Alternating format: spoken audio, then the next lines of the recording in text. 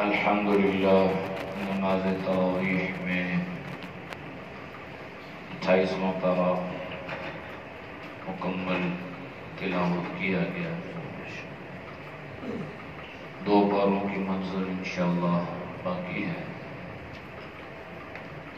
پرسوں روز اتوار انشاءاللہ تکمیل قرآن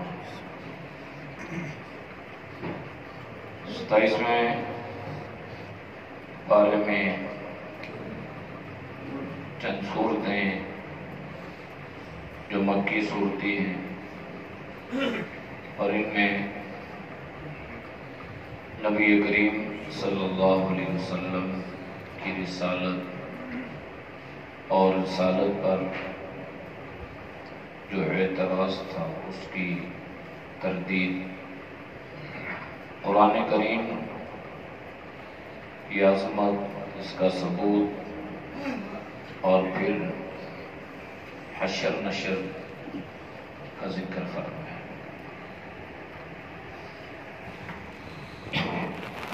اللہ نے نبی کریم صلی اللہ علیہ وسلم کو تسلی، تشفی اور اطمینان دیا اور عجیب الفاظ قرآن کریم کے یہ ہیں: وَاصْبِرْ لِحُكْمِ رَبِّكَ فَإِنَّكَ بِأَعْيُنِنَا وَسَبِّحْ بِحَمْدِ رَبِّكَ حِينَ تَقُومُ۔ آپ صبر کیجئے، آپ کے رب کا حکم ہے۔ فَإِنَّكَ بِأَعْيُنِنَا، بے شک آپ ہماری آنکھوں کے سامنے ہیں۔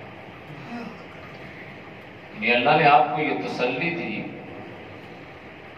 کہ آپ پر یہ جو ظلم کے پہاڑ ڈھائے جا رہے ہیں اور ہر طرف سے جو آپ کو اذیت اور پریشانیوں کا سامنا ہے،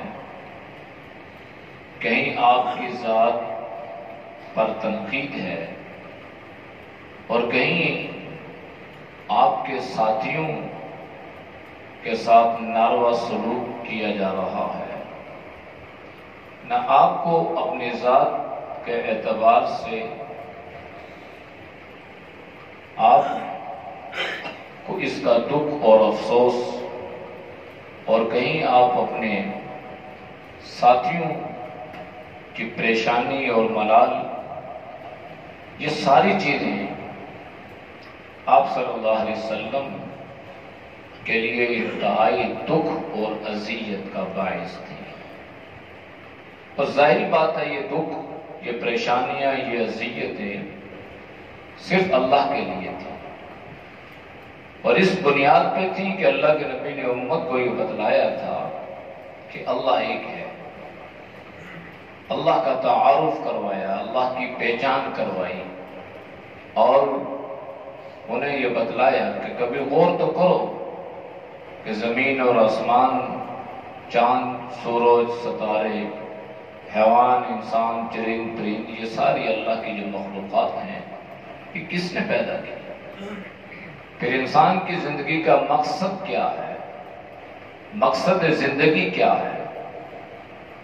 تو جب یہ ساری چیزیں اللہ کے نبی صلی اللہ علیہ وسلم بیان کرتے تو اس عمل کا رد عمل وہ عجیب ظاہر ہوتا، کہیں آپ کے راستے میں کانٹے بچھائی جاتے کہ جب آپ یہاں سے گزریں گے تو آپ کے نازک پاؤں میں کانٹے چبھیں گے، کہیں اوباش لڑکے آپ کے پیچھے چھوڑے جاتے،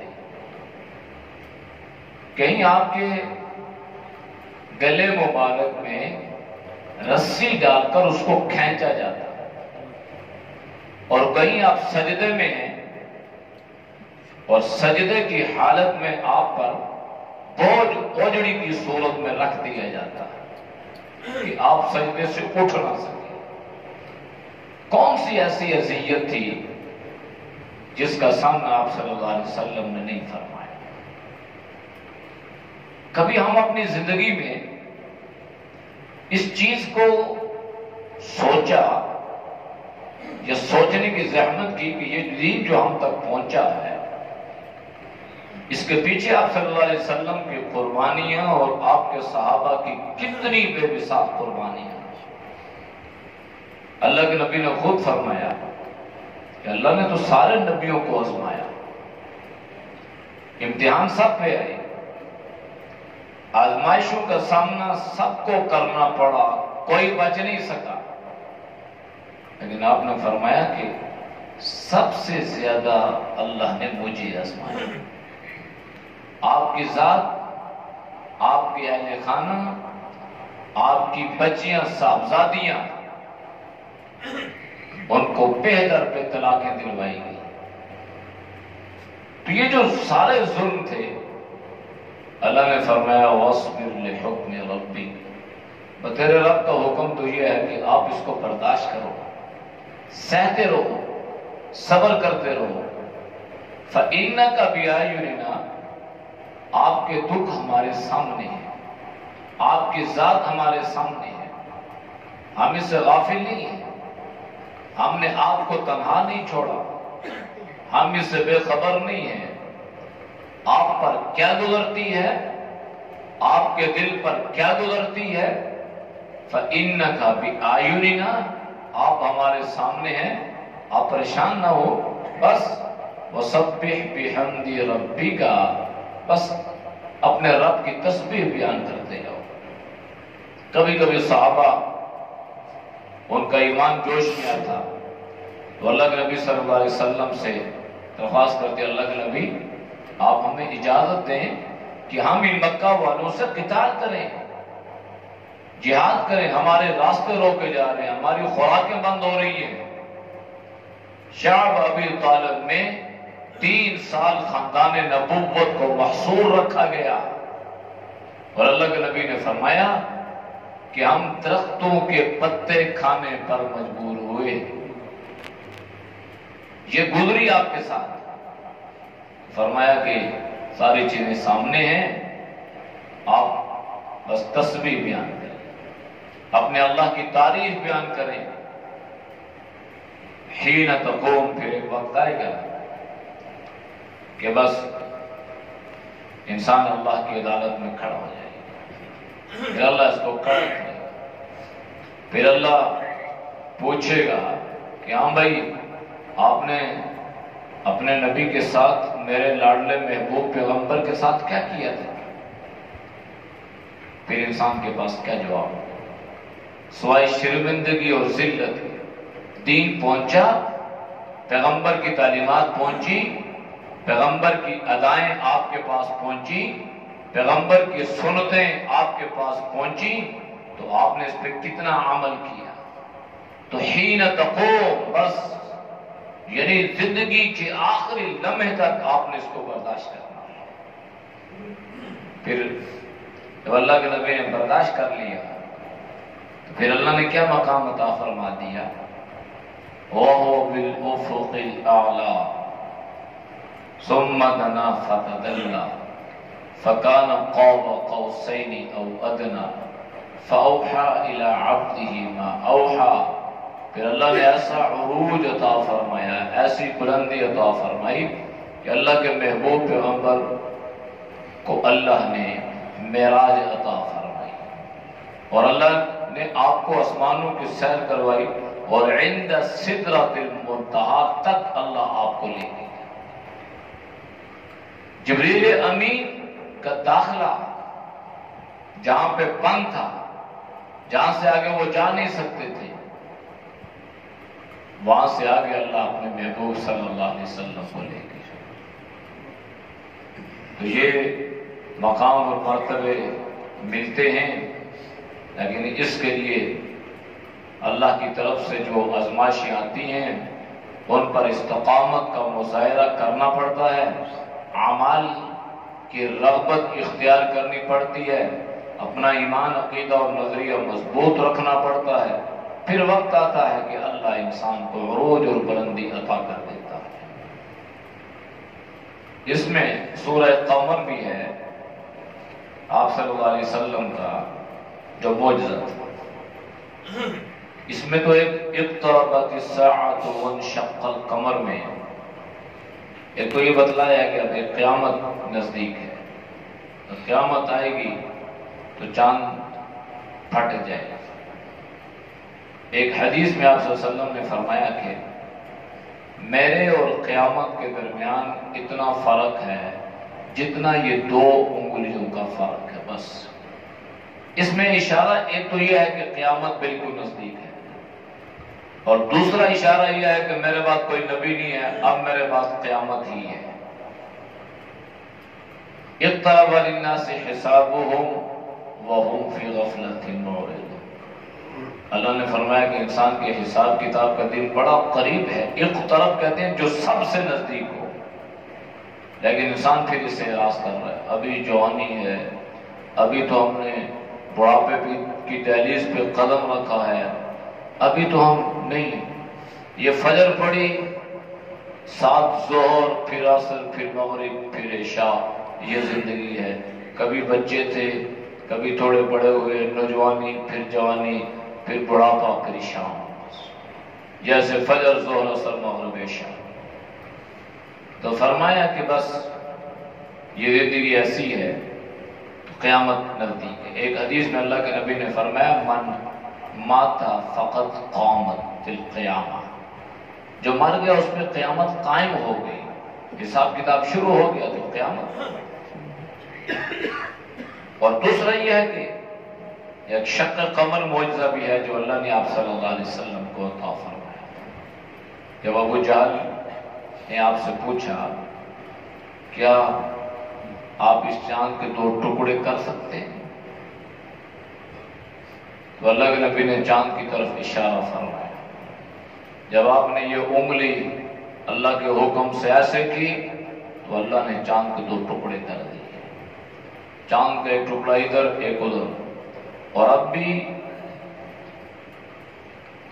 لوگوں کو علم ہے کہ وہاں کے تو جتنے بھی شیوخ ہیں سب کو، ہمارے یہاں بعض لوگوں کو جس رخ پر آپ صلی اللہ علیہ وسلم وہاں پہ کھڑے تھے بیت اللہ میں، اور جس طرف آپ نے ایسے چاند کی طرف اشارہ فرمایا تھا، اب سے وہاں سے اس عرصے سے، یعنی اس دن سے لے کر آج تک، وہاں درمیان میں کوئی عمارت نہیں ہے، وہاں پہ وہ وقفہ ہے۔ تو وہ وقفہ چھوڑنا بھی اس لیے گیا تھا کہ جب ابو جہل نے سوال کیا تھا، رات کا ٹائم تھا، تو اللہ کے نبی نے یوں چاند کی طرف اشارہ فرمایا تھا، اور یوں چاند تھا، اور مشرق اور مغرب اور جنوب اور شمال اور یمن اور شام کے لوگوں نے یہ گواہی دی کہ ہم نے چاند کو دیکھا کہ چاند یوں 2 ٹکڑے ہوا، پھر ہمارے دیکھتے ہی دیکھتے یہ چاند آپس میں آ کے مل گیا۔ اور آج جدید تحقیق بھی یہ بات کہنے پہ مجبور ہے کہ یہ چاند کبھی آپس میں 2 ٹکڑے ہوا تھا، آج بھی وہ جوڑ اس میں نظر آ رہا ہے۔ تو اس لیے اللہ نے اس کا بھی ذکر، یہ بھی معجزہ تھا۔ اس میں اللہ نے ایک آیت کو بار بار ریپیٹ فرمایا، دہرایا ہے، وَلَقَدْ يَسَّرْنَا الْقُرْآنَ لِلذِّكْرِ فَهَلْ مِن مُدَّكِرٍ۔ اللہ فرما رہا ہے کہ یہ جو کلام ہے نا، قرآن، اس کو ہم نے آسان کر دیا۔ وَلَقَدْ يَسَّرْنَا الْقُرْآنَ، قرآن آسان ہے، لِلذِّكْرِ، نصیحت کے لیے، حفظ کریں تو بھی آسان، قاری بنے تو بھی آسان، اور اس کی تفسیر پڑھیں تو بھی آسان۔ آسانی سے مراد یہ نہیں ہے کہ اس کے لیے کوئی محنت مشقت نہیں کرنی پڑتی۔ پڑھائیوں میں سب سے زیادہ محنت اور مشقت اللہ کے قرآن پہ کرنی پڑتی ہے۔ یہ جو بچے حافظ بنتے ہیں تو جتنی پڑھائی کا ٹائم ہوتا ہے، اسپیڈ، سب سے لمبا وقت جو ہوتا ہے وہ حفظ کے بچے کو چاہیے ہوتا ہے۔ 16 سے 18 گھنٹے لگاتار اس بچے نے پڑھائی کرنی ہے، پھر 2-2.5 سال میں جا کے یہ بچہ قرآن کا حافظ تیار ہوتا ہے۔ پھر جب تفسیر کی باری آتی ہے تو اس کے لیے کوئی تقریباً 8-10 سال کا عرصہ، سب سے بڑی ڈگری اور سب سے لمبا عرصہ، جس کو ہمارے نظروں میں ہمارے معاشرے میں کوئی بک اور کوئی کہتے ہیں مولوی ہے خیر ہے، لیکن یہ پتہ نہیں ہے کہ اس کے پیچھے اس نے کتنی محنتیں کی۔ آپ لوگ فجر کی نماز کے لیے آتے تھے تو ہم مدرسوں میں فجر کی نماز اذانوں سے پہلے سبق سنا کے بیٹھے ہوتے تھے، اور آپ لوگ آرام کر رہے ہیں اور بچے مدرسوں میں قرآن حفظ کر رہے ہیں۔ اب بھی دیکھیں یہ معمول ہے، اور وہ بہت بڑی اللہ کی نعمت ہے۔ یہ جو مدرسے کے بچے ہیں نا قرآن حفظ کرنے والے، ان بچوں کی وجہ سے اللہ نے ہمیں عذاب سے بچایا ہوا ہے۔ ایک حدیث میں آتا ہے کہ اللہ جب روئے زمین پر گناہوں کی کثرت کو دیکھتا ہے تو اللہ کو جلال آتا ہے، اور ان قریب اللہ فیصلہ کرتا ہے کہ اللہ اس کو تباہ و برباد کر دے۔ لیکن اللہ کی نظر جب ان بچوں پہ پڑتی ہے جو اللہ کے قرآن کی تلاوت کر رہے ہوتے ہیں، اللہ کے نبی نے فرمایا پھر اللہ کا جلال اللہ کے جمال میں تبدیل ہو جاتا ہے۔ ان بچوں کی وجہ سے پھر اللہ عذاب سے محفوظ کر دیتا ہے۔ اس لیے مدرسوں میں جو رونقیں ہیں اور جو بہاریں ہیں اور وہاں پہ جو نورانیت ہے، جہاں 24 گھنٹے اللہ کا قرآن پڑھا جا رہا ہو، بہاریں ہوں، تو انسان سوچ نہیں سکتا کہ وہاں اللہ کی رحمتوں کا کتنا نزول ہوتا ہو۔ تو اس لیے اللہ فرما رہا وَلَقَدْ يَسَّرْنَا الْقُرْآنَ لِلذِّكْرِ فَهَلْ مِن مُدَّكِرٍ۔ یہ بڑا آسان ہے، کوئی ہے نصیحت حاصل کرنے والا؟ اس لیے انسان کو قرآن کریم کے نزدیک آنا اور پھر اس سے نصیحت حاصل کرنے کی کوشش کرنا، اس کی اللہ نے تاکید فرمائی۔ فَهَلْ مِن مُدَّكِرٍ، کوئی ہے؟ تو انسان اپنے ضمیر سے جواب دے، ہوں، میں ہوں، اے اللہ تیرے قرآن کو پڑھوں گا بھی اور تیرے قرآن سے نصیحت بھی حاصل کروں گا، تعلیمات بھی حاصل کروں گا، اور انشاءاللہ اس پہ عمل بھی کروں گا۔ سورہ رحمان کو اللہ کے نبی نے قرآن کی زینت قرار دی ہے کہ قرآن کی زینت جو ہے یہ سورہ رحمان ہے۔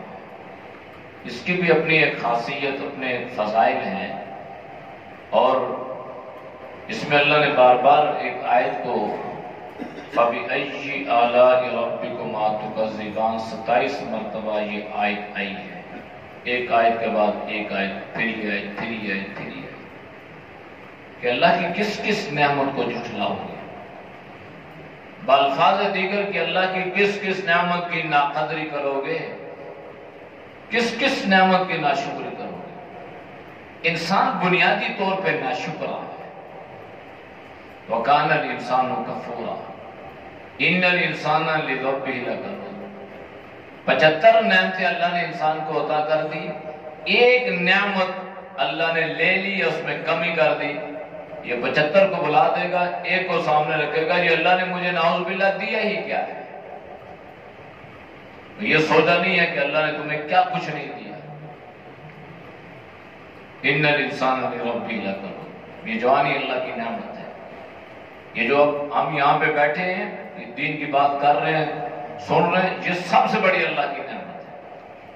اگر اللہ ہمیں اس کی توفیق نہ دیتا، ہمارے دلوں میں اگر اللہ اپنے دین کی یہ محبت پیدا نہ کرتا، تو ہم بھی جس طرح لوگ غافل ہیں، ہم بھی اسی طرح غافل ہوتے۔ اگر ہم دین کا کام نہ کرتے تو اللہ تو ہمارا محتاج نہیں ہے، ہم اللہ کے محتاج ہیں۔ تو اللہ نے قرآن میں فرمایا إِن يَشَأْ يُذْهِبْكُمْ وَيَأْتِ بِخَلْقٍ جَدِيدٍ، اگر تم یہ دین کا کام نہیں کرو گے تو اللہ تمہیں اٹھا کے پھینکے گا اور اللہ تمہاری جگہ نئے لوگ لے آئے گا۔ اس طرح اگر اللہ کسی کو یہ سمجھ عطا کر دے، اس کو چاہیے کہ اس پہ اللہ کا شکر ادا کرے کہ اللہ تیرا شکر ہے تو نے مجھے یہ سوچ بوجھ بصیرت عطا کی، اور اللہ تیرا شکر ہے کہ تو نے میرے دل میں قرآن کی محبت پیدا کر دی۔ اس سے بڑی محبت، اس سے بڑی نعمت کوئی نہیں۔ تو یہ اس کو پڑھنا باعث برکت ہے، اور اگر کوئی زندگی کی مصروفیات میں اگر وقت ملے تو اس کا ترجمہ میں پڑھ لیا جائے۔ اس میں اللہ نے بہت ساری چیزوں کا ذکر فرمایا، جنت، جہنم، اعمال، دنیا، آخرت۔ یعرف المجرمون بسیماہم فیؤخذ بالنواصی والاقدام، کہ وقت آئے گا کہ مجرم ہمارے سامنے کھڑے ہوں گے اور ہم پہچانیں گے کہ یہ اللہ کا باغی اور اللہ کا مجرم ہے۔ اور نیک اعمال کرنے والے بھی پہچانے جائیں گے کہ اللہ کا نیک صالح بندہ ہے۔ ایک حدیث میں اللہ کے نبی سے پوچھا گیا کہ پہلی امتوں کے لوگ بھی ہوں گے اور اس امت کے لوگ بھی ہوں گے، تو آپ کیسے پہچانیں گے کہ یہ میرا امتی ہے؟ تو آپ نے فرمایا کہ جو میرا امتی ہوگا اس کے اعضائے وضو چمک دمک رہے ہوگا۔ جو 5 وقت کا وضو کر کے نماز پڑھے گا تو اس کے اعضاء چمکیں گے، ہاتھ، پاؤں اور منہ، چہرہ اور سر میں جب مسح کرتا ہے تو اللہ کے نبی نے فرمایا کہ یہ چمکیں گے، جس کا چہرہ چمک رہا ہوگا مجھے پتہ چل جائے گا یہ میرا امتی ہے۔ اس لیے ہذہ جہنم التی یکذب بہا المجرمون، ان مجرموں سے کہا جائے گا، دنیا میں بتاتے تھے نا بھائی اللہ کی نافرمانی نہ کرو، اللہ ناراض ہوگا، پھر جب ناراض ہوگا تو پھر جہنم، تو اب اللہ جب پھینکے گا تو اللہ ساتھ کہے گا بھی ہذہ جہنم التی یکذب بہا المجرمون، اے مجرموں یہ وہ جہنم ہے جسے تم دنیا میں ٹھکرایا کرتے تھے، جھٹلایا کرتے تھے، اور تم علماء کی باتوں پہ یقین نہیں کرتے تھے۔ لہذا اللہ سے ڈرو، اللہ کا خوف پیدا کرو، اور اللہ کے دین کی طرف آؤ گے تو پھر اللہ بے شمار نعمتیں عطا فرمائے گا جنت کی صورت میں، اور اللہ پاک نے ان نعمتوں کا ذکر بھی فرمایا۔ اللہ ہم سب کو ان باتوں پر عمل کی توفیق نصیب فرمائے۔ الحمدللہ۔